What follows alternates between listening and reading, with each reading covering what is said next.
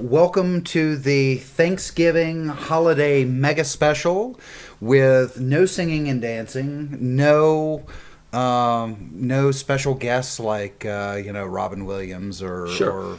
We will not be having Peyton Manning on this show. Right. Other people not to appear in this show will be any member of the Broncos organization. Right, because we don't have our press passes yet. Press pass, please, people. Press pass.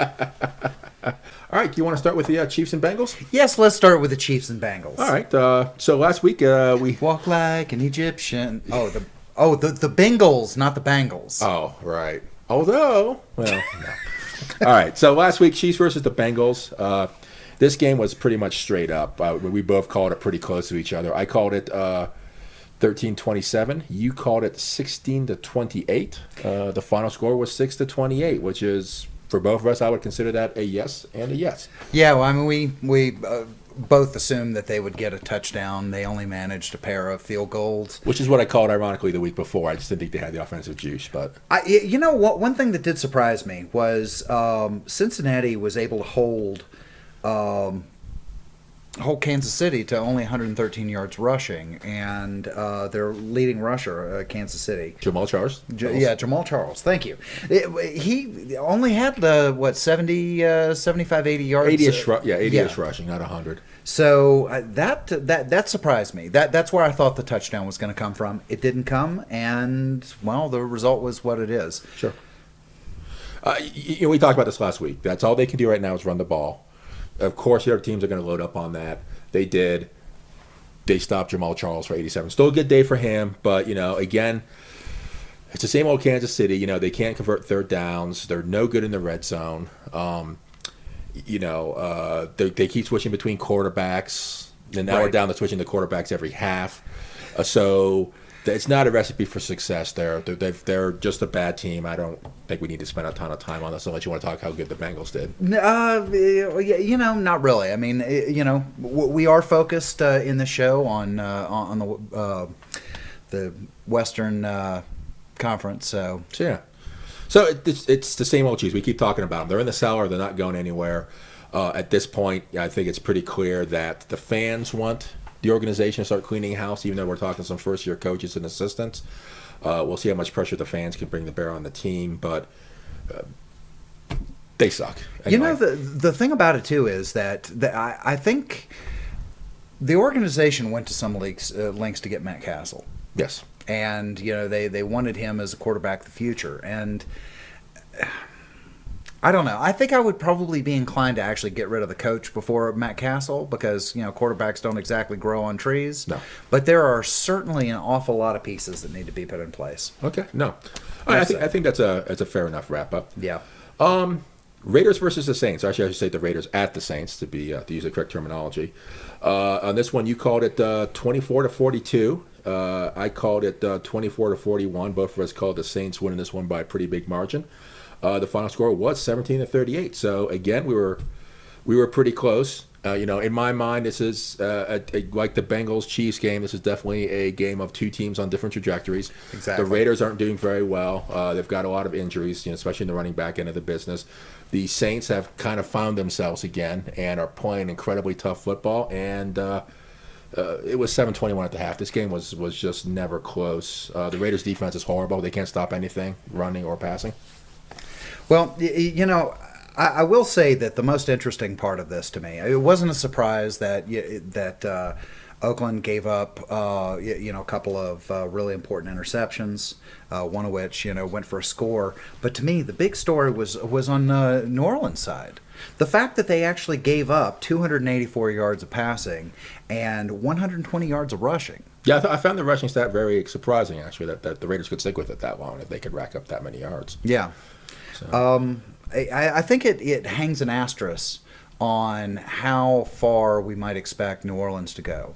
I mean, they've got a tough road to hoe anyway because, they're at 5-5 this late in the season, going to be kind of a challenge to find a playoff berth. Sure. If they do, though, that's where the asterisk comes in. What could they do in the postseason? And I think the fact that their defense, well, they've got to outscore what their defense is giving up, and their defense is giving up too much. I mean, against a really good team, they would probably get obliterated. Probably.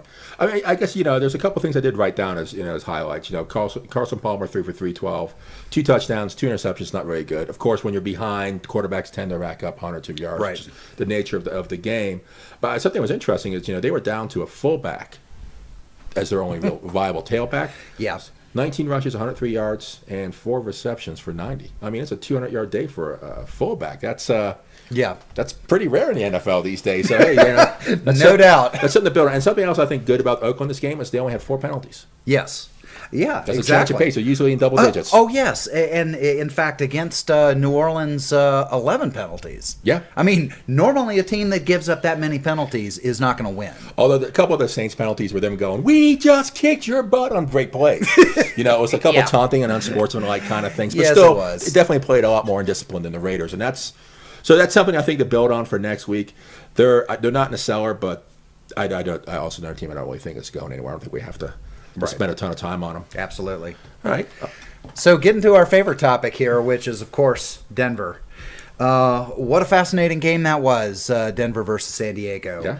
Yeah. Let's see. I called it at 28-24, and what did you call it? I called it 35-24. 35-24. And we didn't collaborate any of these picks. We just came up with these independently. But Absolutely. So, yeah, we were pretty dang close on that.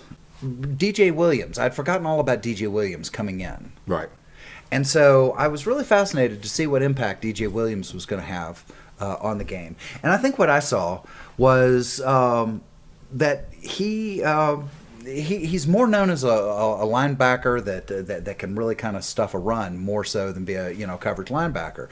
And I think we saw some of that. I think they actually did a little bit better on their rush defense. They did very good on the rush defense. Although, one thing that's kind of surprised me is as much criticism as I've had of the Broncos' rush defense, they're now the 5th rush defense in the league, at least as far as yards allowed.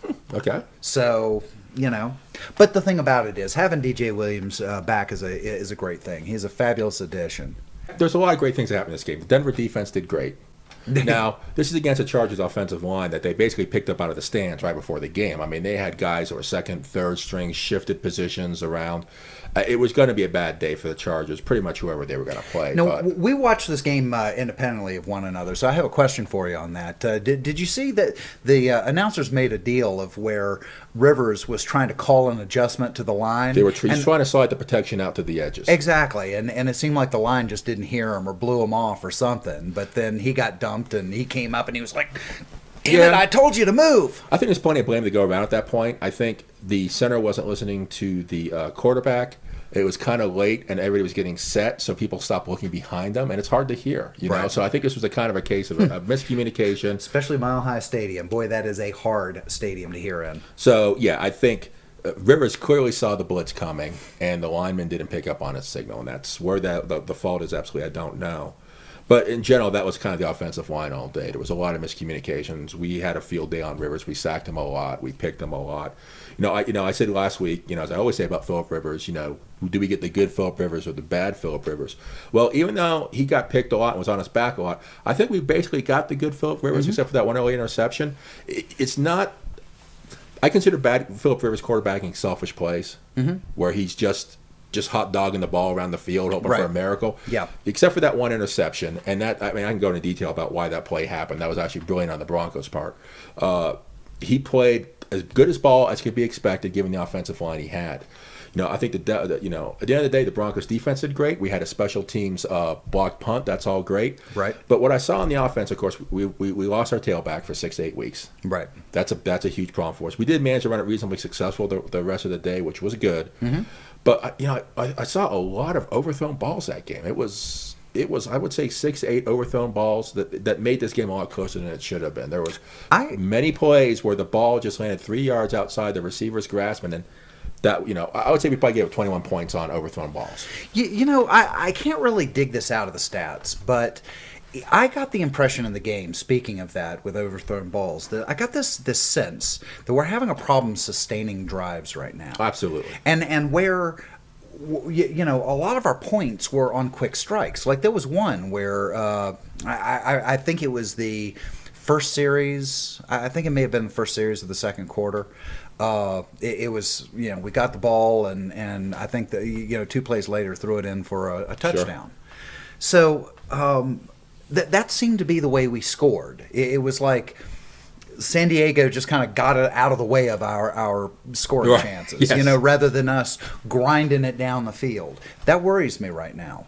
The other side of it, though, is that we I think 3-and-outed 2 teams, across 2 games. We caused like 26, 27. 26 in a row. Yeah, 26. And they still finished up 3-13. So, you can just basically say 3-26 on third down conversions for over a 2-game span. Yeah, that, early on in the season, we had concerns about the Denver defense not being able to get the opposing teams off the field. Well, they're doing it now. Yes. 3-and-outs are the very definition of the defense doing its job. Yeah, I agree completely. I mean, this was...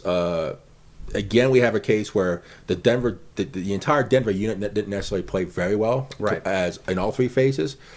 But when the offense is coming up short, the defense has definitely picked up the game, and vice versa. The Denver did great; they won that game. I thought they let San Diego hang around when they shouldn't have at the end of the game. Mm-hmm. But again, that's sustaining drives, and that has been a constant problem. So a couple of things I really liked about this game from the metagame perspective was that John Fox did a really good job of being patient. There were a couple 4th down and short plays inside the red zone where he just said, listen, I'm going to take my 3 points. Mm-hmm. He did that 3 times, actually. And that added up to be the exact number of points we needed to beat them. And the fans were going a little crazy about that and thinking those were bad calls, And, as somebody who likes football, it's like, yeah, go for it, because it's an exciting play. Right. But the reality was he took 3 field goals. They made them all, and that turned out to be the difference in the game. Mm-hmm. So again, not listening to the fans, knowing the situation on the field, and doing a great job there. Otherwise, good job, Denver. And which actually I think brings us right to the next thing, which is, where's that win put us? Where does that put us? Well, the playoff hunt at this point, I think in the AFC West, is realistically over. We're starting to get down to these oddball things where, if it's a Tuesday and it's raining and somebody's mother brought cookies, another team can get in.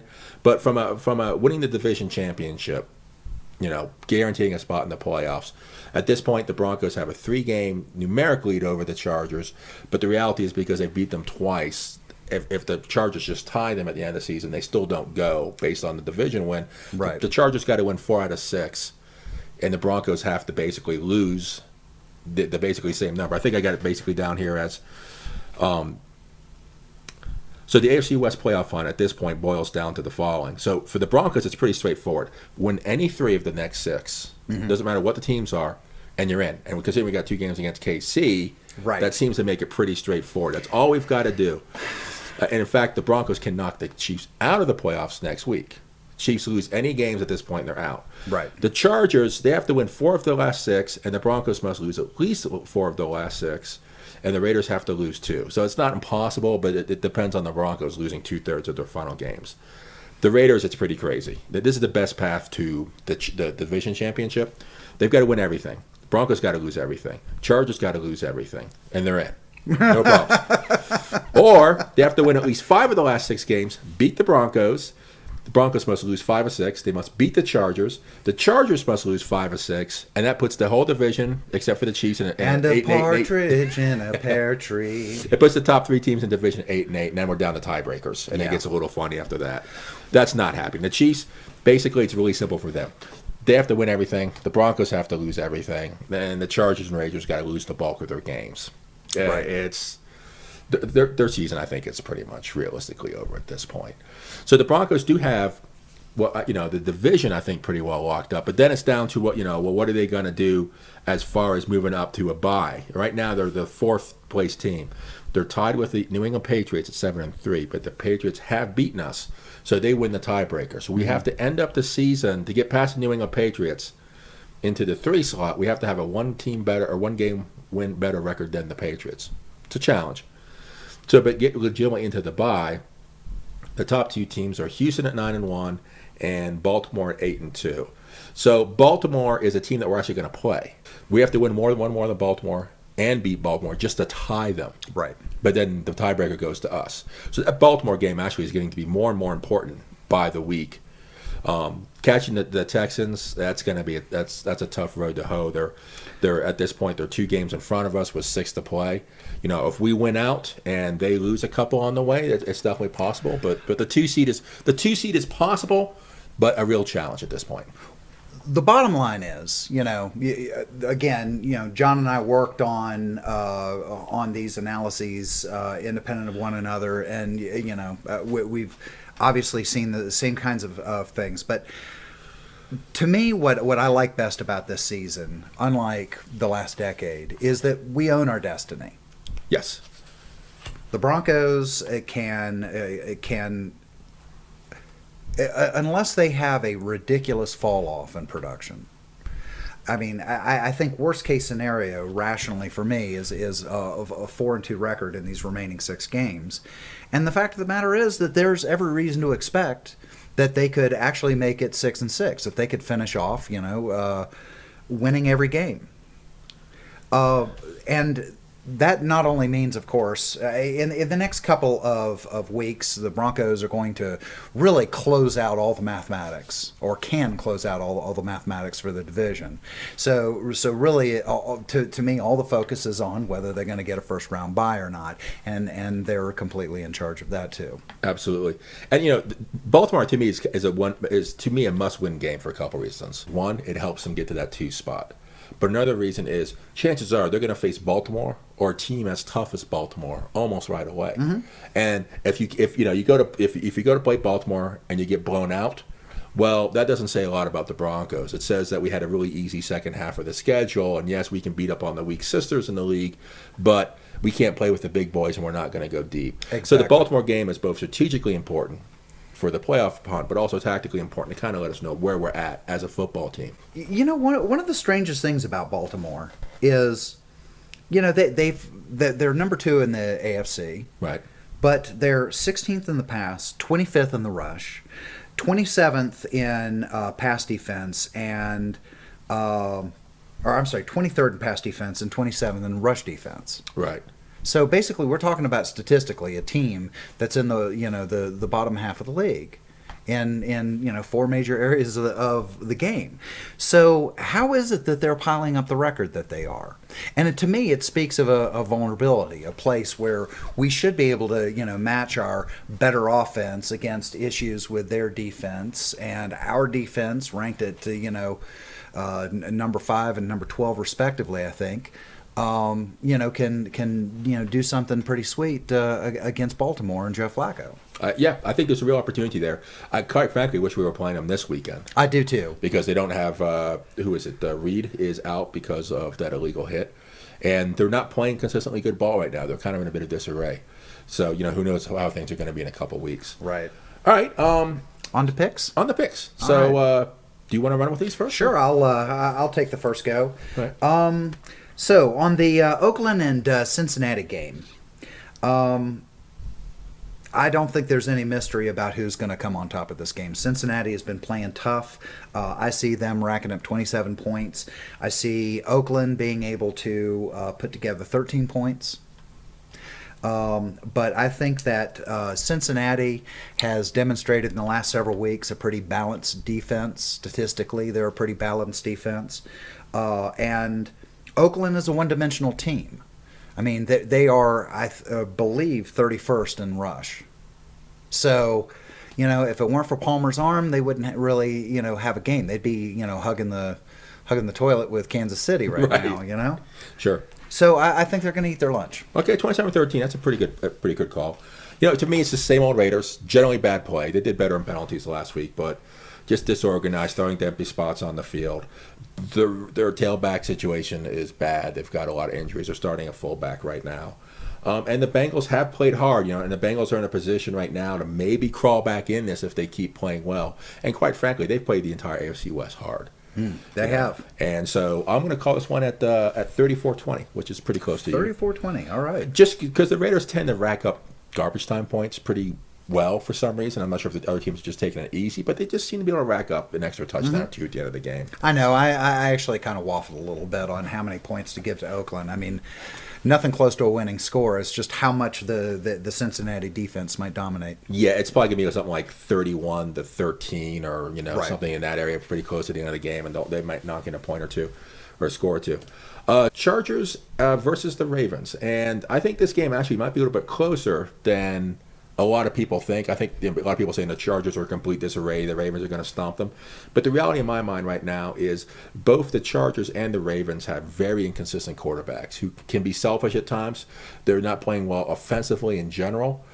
So because of the selfishness issue, Flacco and Rivers, you never can tell what they're going to do. Right. It's hard to tell offensively which one is better any given week. It's really hard, even with statistics. I can't figure that out. Defensively, I think the Ravens are a much better team. But the Chargers showed last week against the Broncos that they can step it up when they have to. Mm-hmm. So while the Ravens tend to play reasonably consistent defense, the Chargers, statistically, they're at the bottom of the pile when it comes to defense. Last week showed up and all of a sudden made it a game. They scored 9 points on us last week. But the Chargers don't have a healthy offensive line. They've got too many substitutions. They have second string, third string players playing out of position, completely, guards playing center, that kind of thing. Right. I think ultimately that's what gives this game the edge. I think Baltimore does win by a pretty hefty score, but I think this game will be reasonably tight till the end. I'm saying Baltimore 31 and the Chargers 17. I see Baltimore giving Phillip Rivers fits. I don't disagree. I think that they're going to be in the backfield in the pocket with him the whole game, and I think they're going to tend to be very, very aggressive against him. I mean, basically, we've shown twice this year, the Broncos have shown twice this year, that a hyper-aggressive defense can actually work well. They just destroyed Rivers. And again, Right. that wasn't his fault, but Right. So the thing about it is that I really see Baltimore having Phillip Rivers on his heels. However, I also see San Diego piling up 20 points. no. Okay, so what do you got there? And Baltimore, I see doing 24 points. Wow. See, now, I probably spent a good 20 minutes to half an hour researching Baltimore a little bit more to try to get a better sense of how many points to give these guys. Because, on one hand, they can win a 10-9 game. Yes. 13-10, that Or kind of thing. Yeah, exactly. Sure. But on the other hand, they piled up 55 points against Oakland. Yes. So I don't know which team is going to show up. Right, exactly. It's So basically, I said that this is going to be a grindy fest, and with both primarily a defensive struggle with just little chinks in the armor, defensive armor, allowing the other teams to pile up 20 and 24 points. okay. So basically, you went with the the offenses will be erratic enough that the defenses will shut them down.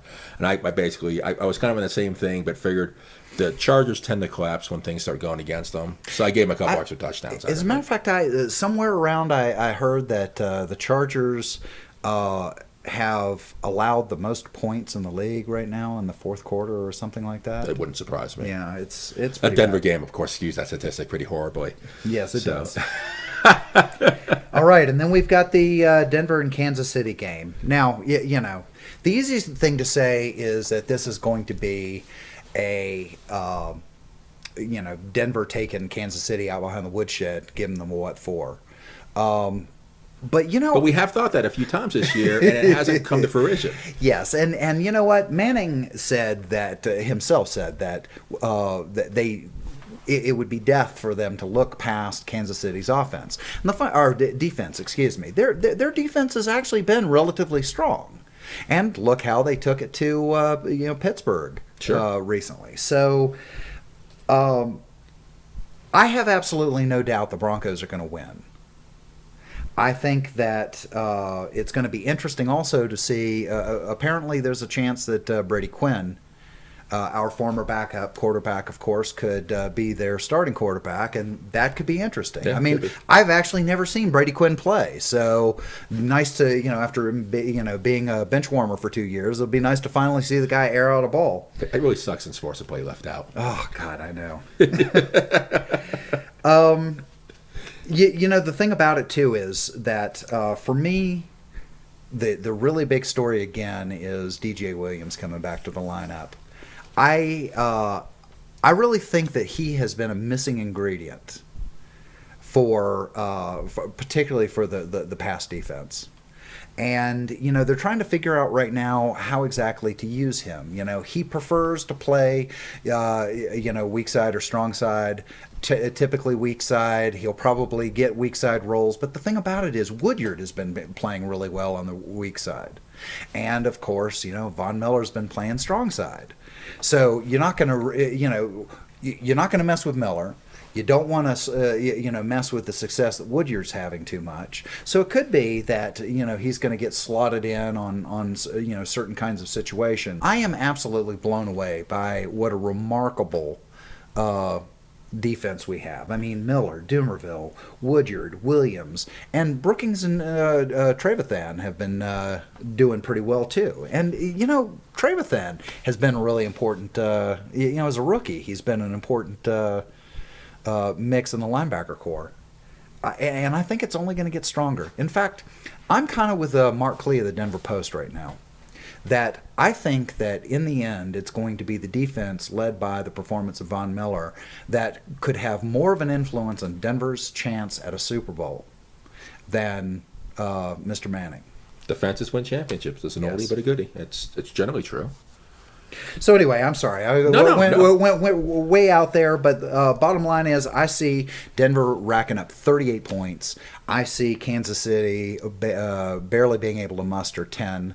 It could quite possibly be less than that. Okay. Because I think that the defense is going to smother them, which is why I went out on that whole diatribe about Williams' contribution to the defense. Sure. I think for this game, in my mind, the game will be decided probably off the field for a couple things. One, the fans have given up completely on the team and the coaching staff. They're wearing black to games now. They're like in mourning. So the question then becomes, off the field, does the team have any pride in itself? Is it going to try to win this game? Or is it going to try to play the royal spoiler, which is really realistically the only thing they have left to play for at this point? Will they play for Crennel at the end of the day is the bottom line. Mm-hmm. I don't think so. They haven't to date. They showed a spark of life 2 weeks ago. Right. But last week they just collapsed, being back to their regular self. Mm-hmm. So that's a big question. Also, you don't keep switching quarterbacks every half because you don't like the quarterback's performance. You make a decision and you stick with it. If the guy stinks, you take the new guy out, you put the old guy back in, and that's the end of the conversation. You don't go, back and forth between your two starting quarterbacks. Now they had a concussion thing that changed from Castle to Quinn and back and forth. Right. But last week they changed the quarterbacks at halftime, and now they have not announced the starter. No offensive unit likes that. No quarterback, no athlete ever likes being jerked around like that. And that speaks more to the problems in the front office and the coaching staff of the Chiefs and control of their own team than anything. So I don't think they're showing up to play. Yeah. And I don't think the fans care enough about the team that the players are going to play to them. That happens sometimes in sports. Mm-hmm. Listen, we've stunk it up, but hey, these guys are paying good money. We need to go out there and kick some butt. When the fans turn against you, the whole thing is sour. Nobody's happy. Like you, I don't think the Chiefs have a chance. The only question I really have I have two questions about the Broncos. Can they run the ball? That's going to be a challenge. Another thing is, can they stop fumbling the ball? Good Lord. It's just like every time I see a run back, I'm like, that's going to be fumble because people don't run the ball. Every time I see a run break for a bit and the guy's dancing, it's going to be a fumble. They've got to get that under control. Last week they only lost one of those, but it could have gone another way. It could have gone another way on them. The reality for the Chiefs, if they lose this game, they're mathematically eliminated for the playoffs. You've got no chance. So again, are they playing for a playoff spot? I sincerely doubt it. But the Broncos have the opportunity here to knock them out of the park. I'm saying Denver will go actually above their normal 30 range and go to 41.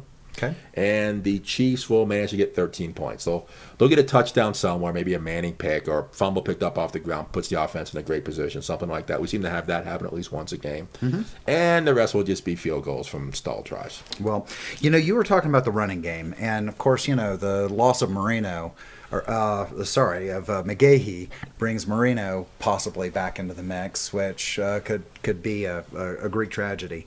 Yes, I know. From what I understand, one of the chief criteria for who is going to get the most running reps is actually who can provide the best pass protection. Yes, and Ball's doing that right now. Yeah. So something to be said for that. Sure. The other thing, though, and I actually had to read this elsewhere, and then I went back and kind of confirmed it for myself. But apparently, over the course of this season, Denver has been working more and more on what turn out to be running downs. Have been working more and more with a 3 wide receiver set to run from.